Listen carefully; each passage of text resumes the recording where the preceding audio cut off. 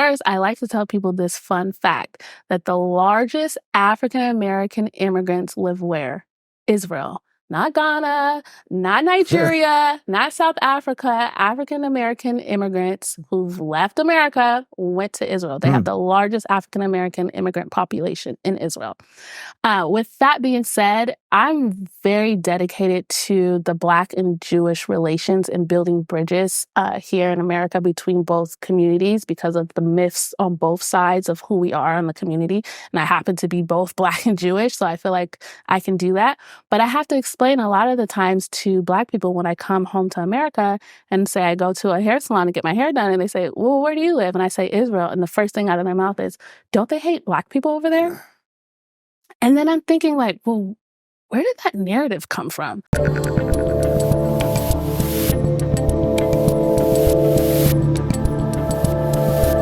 I'm Dave Rubin, and joining me on the Rubin Report today is one of the co-hosts of The Quad, which is the Israeli version of The View. Oh my, I have many questions. Ashira Solomon, welcome to the Rubin Report. Thank you for having me. I'm so excited to be here. I am very excited to have you, except I have to say, I don't know if you watch my show, I make an awful lot of fun of the ladies of The View. So I'm hoping that you're doing a slightly better version over there in Israel. I think so. We're also, our show is called The Quad, so we're like taking out the squad. So I think you like us. I think you'll like me. I actually have watched a couple episodes, and you also have Flor Hassan on, who I've had on the show a couple of times, who is the deputy mayor of Jerusalem, and she is just a magical, magical character. Yeah, and apparently, a force to be reckoned with. Apparently, last time I was at her house and we interviewed her there a couple months ago, she was having Shabbat dinner that night, and she invited me, and you were there, so we would have crossed paths earlier. But here we are. Let's start off with a little biography, because I think for the average person watching this right now, they might be going, wait a minute, this is a woman who hosts a show in Israel. I thought they were a white supremacist nation, something. Right. You're Black, according to what I'm reading here. What's going on here? Give me a little bio. What gave it away that I'm Black, I don't know. Dave? It's a lot. Well, that's what it says here. I don't want to... I don't look Black to you? Is that what you're saying? I don't see color. Oh, you don't see color, yes. No, give me the bio here, and then we'll dive into all the rest. So my bio is, I live in Jerusalem. Yes, I am a Black Jew. We do exist. There's tons of Black Jews that live in Israel. I'm originally from California, one of 9. We're 5 girls, 4 boys. I'm the oldest girl, second oldest child. I've been in Jerusalem for about 2 years now. However, I did live in Israel prior. So I lived there in 2016, and I studied at University of Haifa, and then I lived there again in Jerusalem in 2019. The reason why I live in Israel and why I always wanted to go to Israel is because of the story of my grandmother. My grandmother died at 48 years old, and we had the story that we were part of the lost tribes of Israel. And when she died, I was about 6, and she wanted to go to the Kotel so bad. And she died of breast cancer, and she asked the doctors, can I travel to Israel before, I pass? And they said, I'm sorry, you're not strong enough to go. So she really wanted her children to go. She had 5 children. My parents never went. They were too busy raising 9 children. But I grew up with this story of, you must go to Israel. So when I studied abroad, all my friends were going to Italy and Spain and France. And I'm like, I'm going to Israel. And they're like, you're going to the Middle East? Why? And I'm like, because I've been taught that I need to go to Israel. So I got there, and as soon as I landed, I just felt like I'm at home. I hadn't even seen anything. I hadn't got off the plane or anything. It was just like my soul was home. And then I moved to Haifa and studied at the University of Haifa, came back, graduated, started a master's program. And I said, I don't want to be here. My soul belongs in Israel. So I went back in 2019, then left in 2020. COVID hit, and I was planned to stay there, but I came back. The world shut down. I didn't get vaccinated, so I couldn't go back into Israel, and I had to wait for them to, lift all of these things. I'm unvaxxed too, so you're in good company. Okay. Actually, no one in this place is vaxxed, okay, so you're in good no company. Judgment you're zone. Okay. You're okay. I never know if I can say that or not. Yeah. You can say it. We're in Florida. You can say whatever you want. Okay, thank God. So, and then I went back, and I've been there for 2 years now. All right. So, what is that connection that you feel beyond your grandma? You land, you feel something. It's now completely changed your life, and you're here in America, obviously doing advocacy for Israel and telling your story and just being who you are, which obviously bucks a lot of the conventional wisdom as it comes to Israel. So what do you think that connection is? I think it was just, I've traveled to a lot of countries, and you go to these countries and you enjoy them, you enjoy their history, you enjoy that beauty. And Israel, I have to say, it's not the most beautiful place in the world, right? There's other beautiful places like Italy and things like that. But something about Israel directs you to your purpose, and Jerusalem really directs you to God. Like, if you're ever confused or you're lost in life, I always tell people, like, go to Jerusalem. You don't have to be religious. You don't have to be Jewish.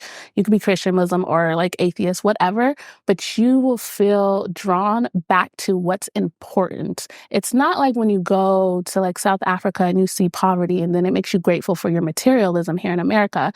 It's different because there's like a direction it puts you in, like it lines you up with purpose. So I just felt like my purpose was Israel. Okay, so you've been now living in Israel for some time. I definitely don't want to make this whole interview about October 7th, but obviously we need to discuss it because that's really what brought you and so many others to America and to places in Europe to tell the story and all that. Yeah. So can you tell us a little bit about that day and sort of how it changed you in the country? Yeah, absolutely. So October 7th, I was in Tel Aviv.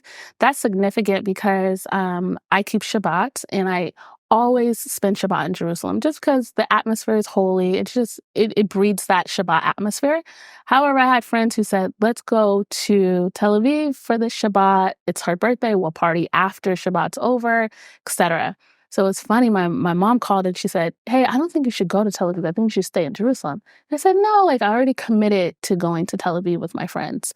So that's important because people in Tel Aviv are used to having rockets launched at them. They're used to knowing what to do when that happens. Me, one, being an American, and two, living in Jerusalem, I haven't had that experience. So we wake up the morning of October 7th. I hear huge booms, right? And this is obviously the Iron Dome, intercepting the rockets, but I don't know that. I'm like, is this construction? Like, what is this? I'm in Tel Aviv, like Tel Aviv never sleeps, so I don't know what's happening. Then we go to the synagogue, the rabbis start announcing we've been attacked. And then they're saying they're cutting off heads in the street, and they're giving us all these gruesome details. But we don't know if that's happening right next to us. Like, I don't know where it's happening. For people who don't know, when you keep Shabbat, you don't have your phone on you. So now I'm in a panic because I don't know what to do. I've never been in this position before. Everyone's scattering. There are soldiers who were at the synagogue. They get their stuff. They start leaving. Everyone, like, cars are coming so they can go to the army bases, etc. So I go back to the Airbnb we're staying at, and I just sit. I just sat all day just praying and like, I don't know what to do. And then as soon as Shabbat was over, I turn on my phone and then I get a taxi. And of course, most of the taxi drivers in Israel are Arabs. Yeah, wait, let me pause you for a second. So you didn't even break Shabbat to just tell friends you were okay or to hear from other people? Actually, I did. I did open my phone. I mean that with no judgment either way. I just think it's an interesting piece of the puzzle. No, I did open my phone to text my sister and tell her to tell everyone that I'm okay. So, but I didn't like leave to go back to Jerusalem.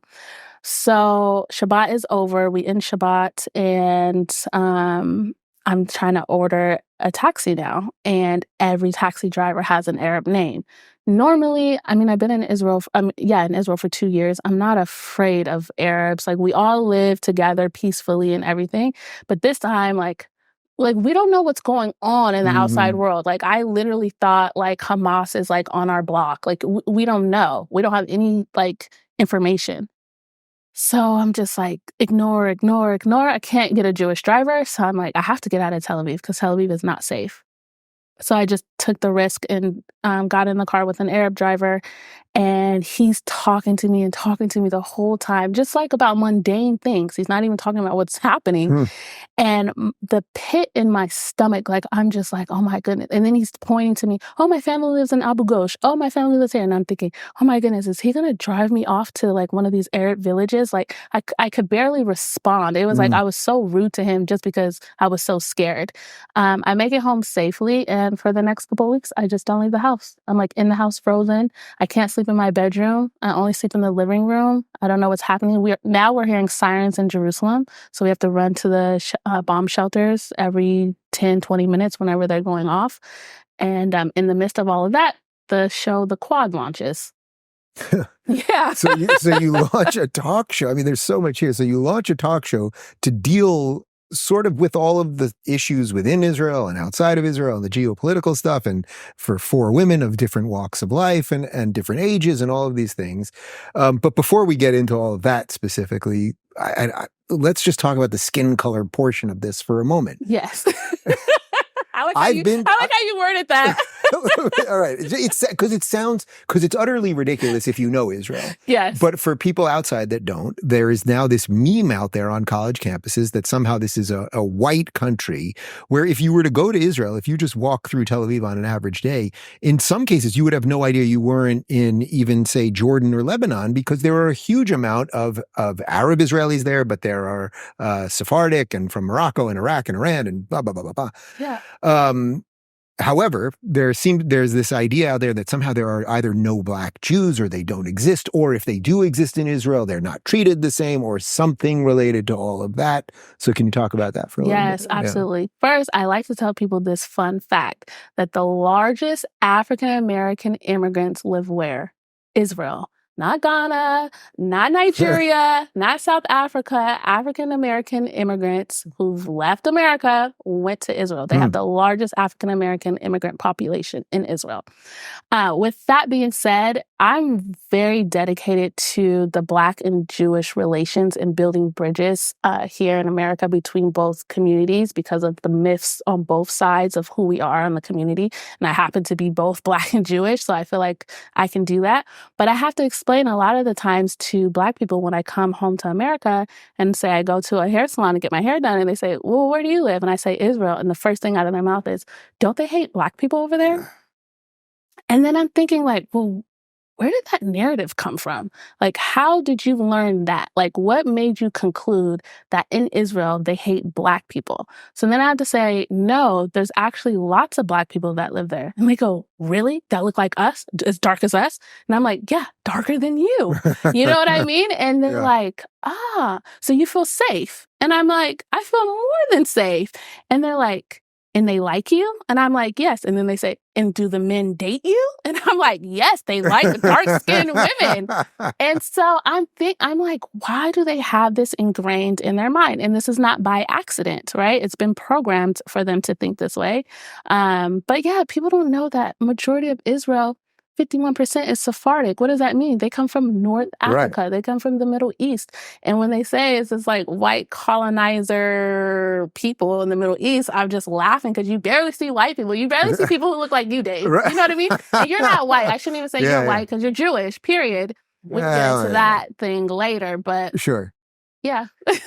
And on top of everything else, I mean, you haven't even mentioned the Ethiopians, and Israel literally brought thousands and thousands of Ethiopians under the cover of darkness to become equal members of their society, to save them. Twice. Yeah. Operation Moses and Operation Solomon. They went and they saved their people who were Black. So why? I think the Jewish people, I think one thing that hurts us as a people is that we keep using Western civilization's terms to define ourselves. We're just Jewish. But then when we come over to America, we're the Black Jew, we're the white Jew, we're the Ethiopian Jew, we're the Moroccan Jew. No, these are the places we were exiled to. Jews aren't white. They're not descendants of Europe. They're descendants of Judea and Samaria. They are indigenous to Judea and Samaria. What we look like has never mattered in the Torah, what colors we come out as. But then when we come here, we have to fit into their boxes for them to understand us. And then we do it instead of just making them understand our Jewish terms and not bowing down to the terminology here in America.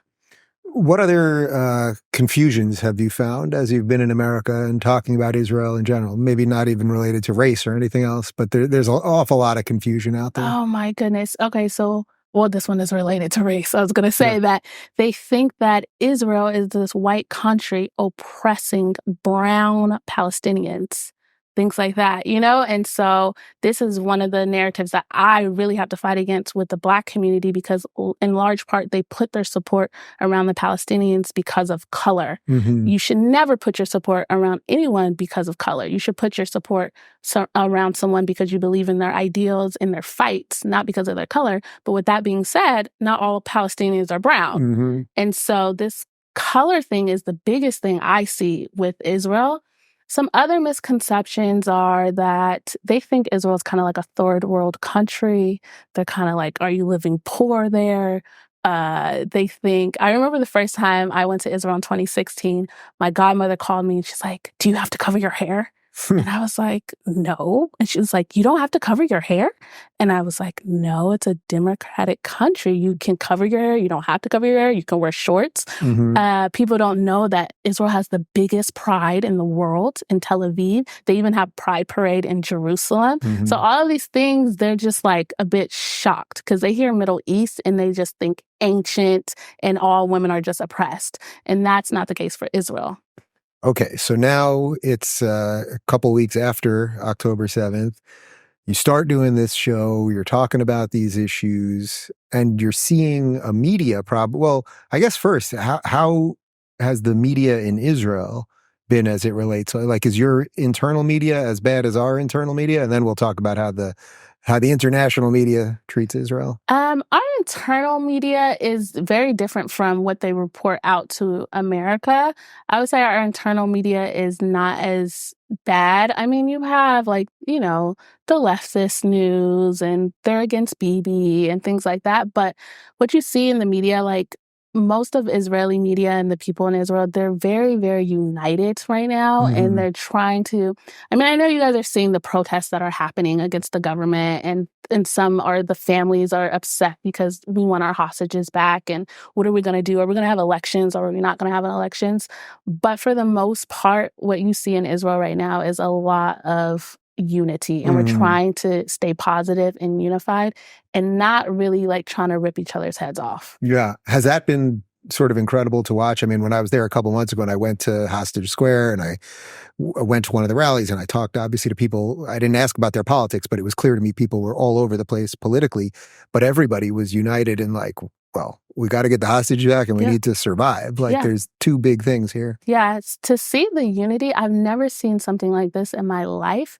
Prior to October 7th, and I still feel this way now, but prior, I had this huge amount of honor and gratefulness and thankfulness to be able to live in the land of Israel. We think about Moses, which is like our biggest prophet in Judaism.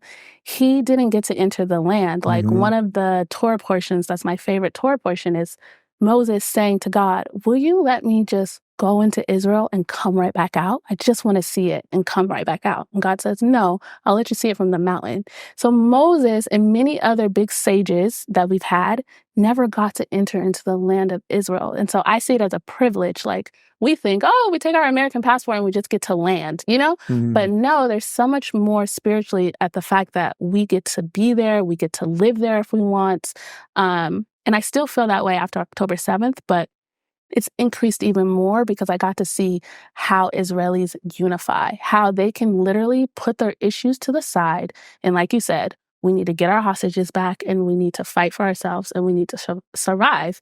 And for months, I mean, now we see some protests happening, but for months, a lot of people just had that one-track mind and there was no more infighting. Like everyone on the streets of Jerusalem I describe like New York, right? It's a city, people are moving, people don't stop and say hi to you like in Tel Aviv. But everyone was like, Shabbat Shalom, Shabbat Shalom, Shabbat Shalom. I'm like, why is everyone talking to me, you know?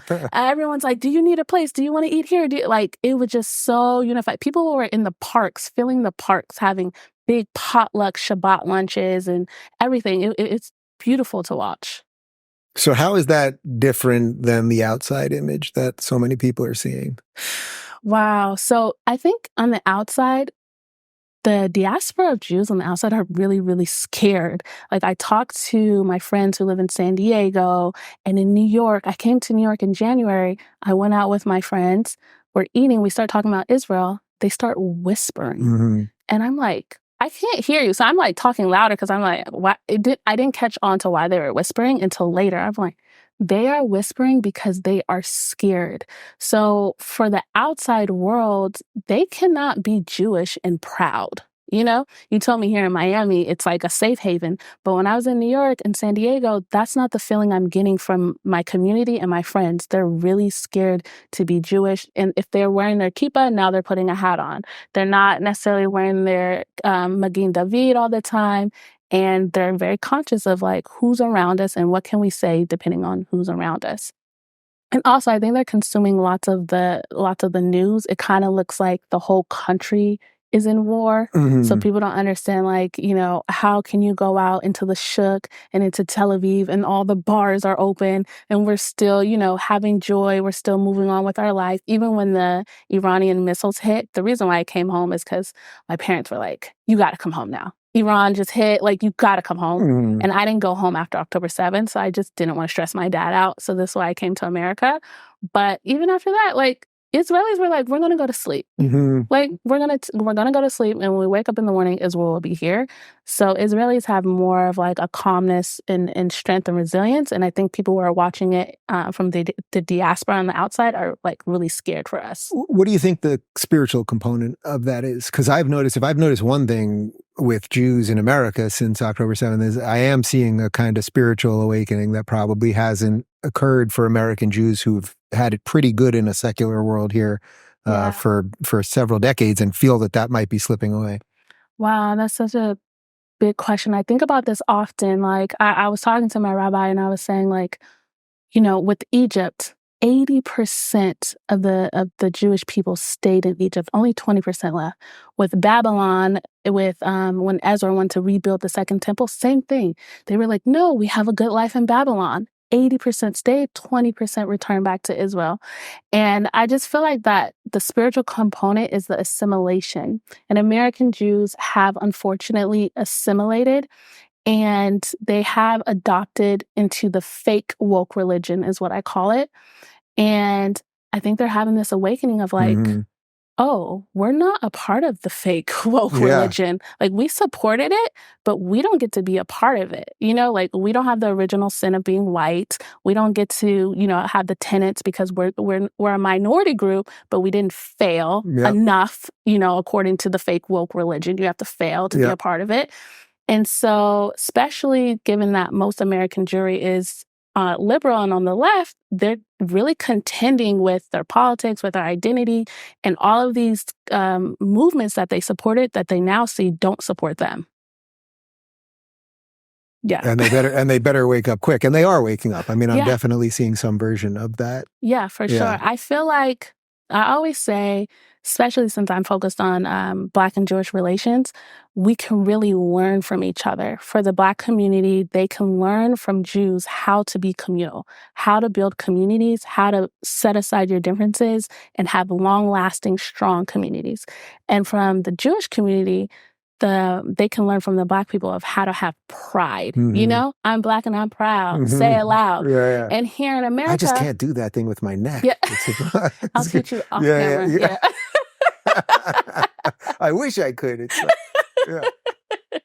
You got curls in there? Did they grow out your Jew we can work on that.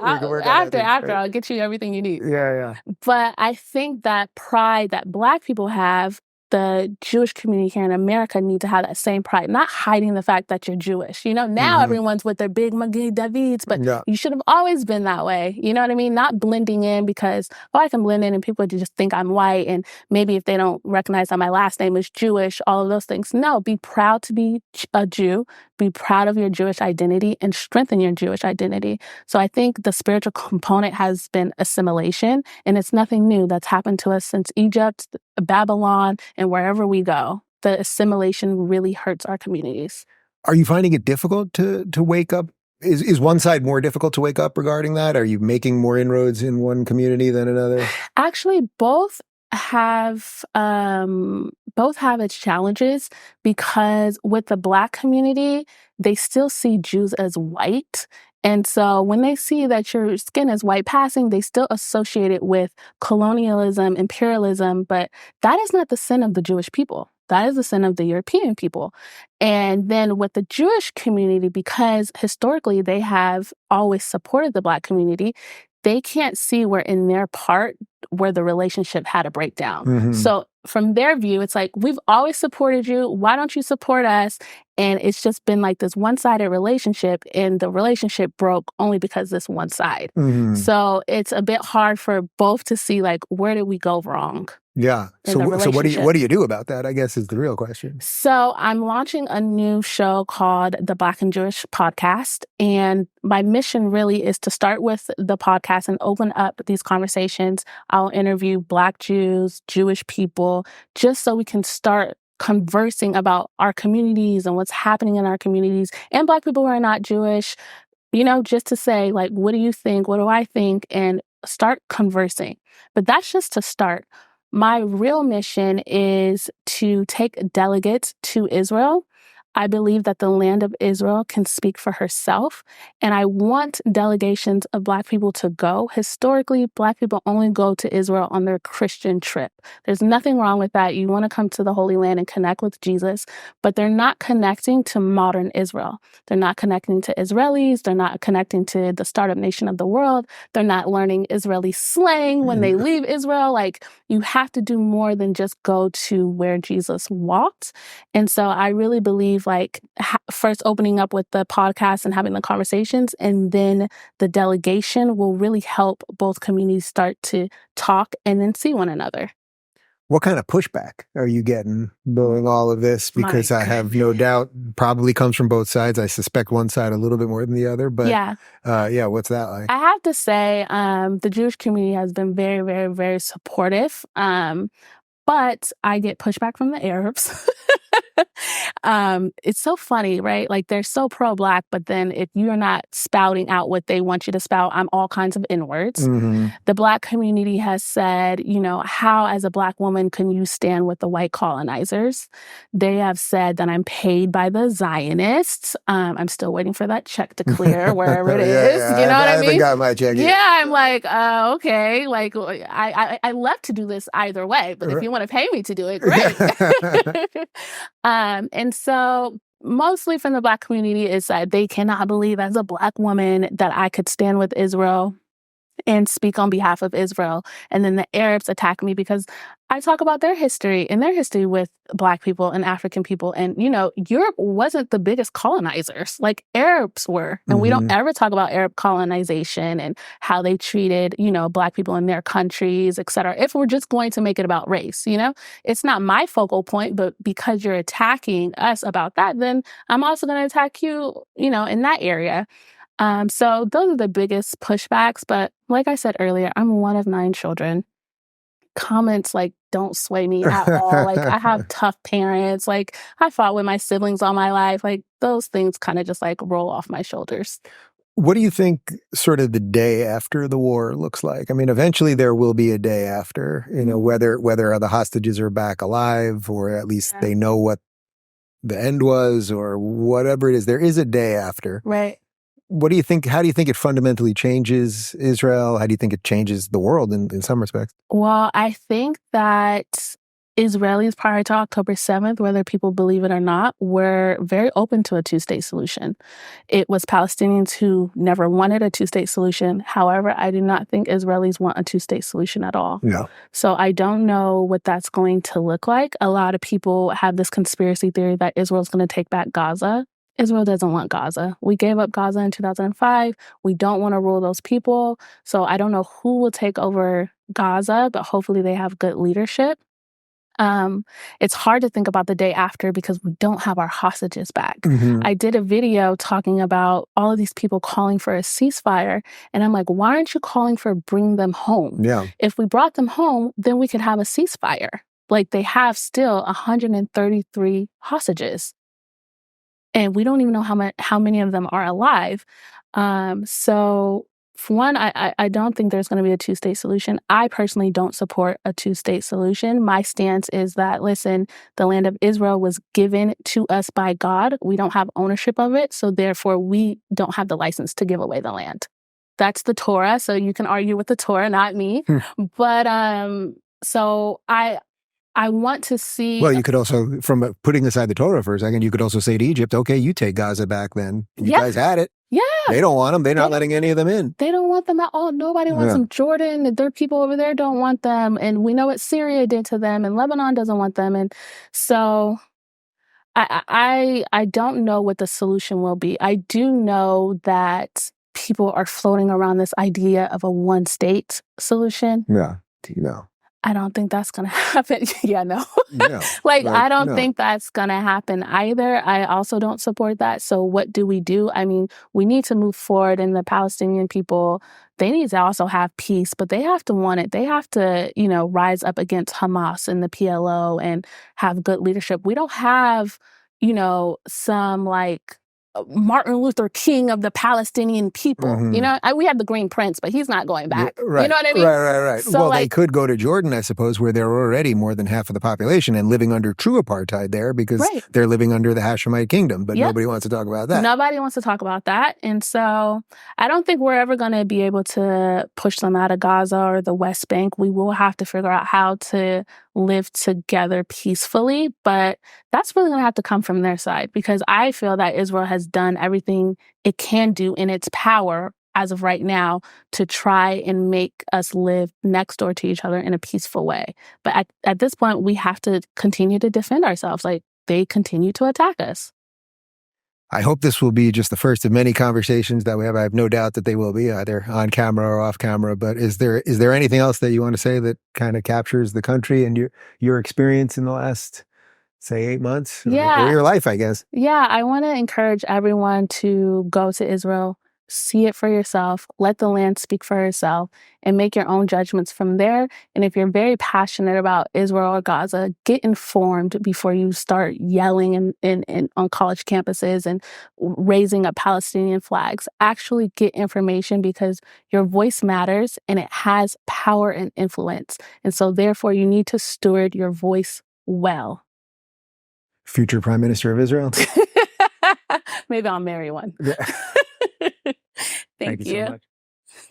If you're looking for more enlightening conversations about international issues, check out our international playlist.